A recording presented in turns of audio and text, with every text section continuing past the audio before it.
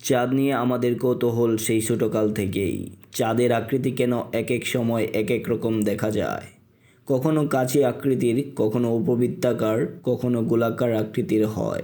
কিন্তু কেন? এর আসল কারণ কি? চাঁদ আসলে নিজে আকৃতি বদলায় না, আমরা যেভাবে দেখি সেটা বদলায়। চাঁদের এই ভিন্ন ভিন্ন আকৃতিকে বলা হয় মুন ফেস বা চাঁদের কলা। চাঁদের নিজের কোনো আলো নেই, সে আলো পায় সূর্য থেকে।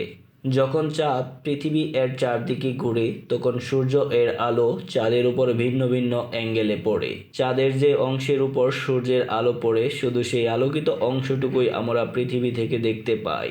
চাঁদের অবস্থান বদলালে সেই আলোকিত অংশের কতটুকু আমরা দেখতে পাচ্ছি সেটাও বদলায়। তাই মনে হয় চাঁদের আকার বদলাচ্ছে। সহজভাবে বলতে গেলে যখন চাঁদ পৃথিবী আর সূর্যের ঠিক মাঝখানে থাকে তখন চাঁদকে নিউ মুন বলা হয়, অর্থাৎ চাঁদ দেখা যায় না। যখন চাঁদের উপর অর্ধেক আলো পড়ে তখন তাকে হাফ মুন অর্থাৎ অর্ধচন্দ্র বলা হয়।